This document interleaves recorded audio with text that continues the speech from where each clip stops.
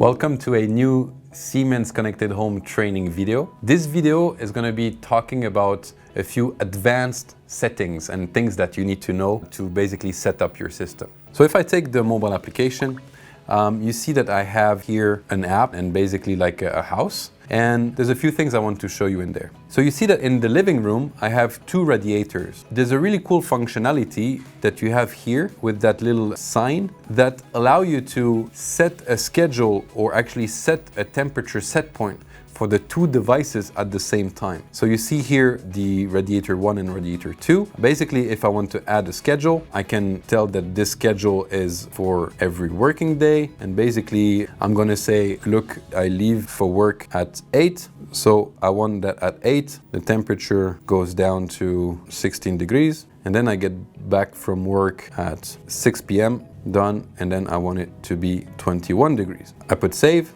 And now I have this schedule that is acting for the two devices at the same time. So that's a really cool functionality. Another one is that you can set favorite devices. You see here on top that you have all the different rooms, and then you have a little extra one that says favorite. And for now, I don't have any favorite, but what I can show you is that you basically go in the detail of one device. You click on that little star, and let's put it also for that second device. Click on that little star, and now you see that in the favorite, I have these two devices. So, it might be useful for you to play around with the different devices that you want to work with. So, a third functionality or advanced functionality I want to talk about is the firmware update. Let's say that I go in the basement and I have my boiler receiver here. I click on it, and then if I go into settings, I see that the firmware version here at the very bottom is the latest version. So I'm totally good with that, no problem. If I go into my radiator valves, and I do the same, I basically go into the settings, I see the firmware version. You see here that I can click to update. So if I do that, it will basically take a bit of time, and I will then have the latest firmware installed on my device. And it's really important to always keep your devices up to date and make sure that you have the latest firmware. So you see that you have a little percentage. It does take a bit of time because Zigbee is not as fast as Wi-Fi to transfer data.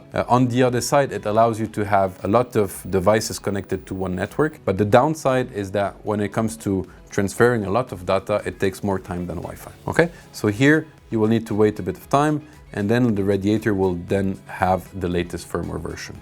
Let's talk about a fourth advanced setting. So if I go into the hamburger menu here on top and I go into the home settings, you see here that you have something that is called heat request. And below it, it says change heating threshold. If I click on that one, I have a percentage. Here was on 30%, but by default, it's on 15%. And what this heat request percentage means is that for every radiator valve, you need to have a percentage of openness of the valve that defines if the radiator valve is open or closed. And here I define it to 15%, meaning that if the radiator valve is open to 0% up to 14%, the system will consider that the valve is closed. If it goes from 15 to 100% open, then the system will consider that the valve is open. So depending on which valve you have and what sensitivity of the system you want to have, you can play with this heating threshold and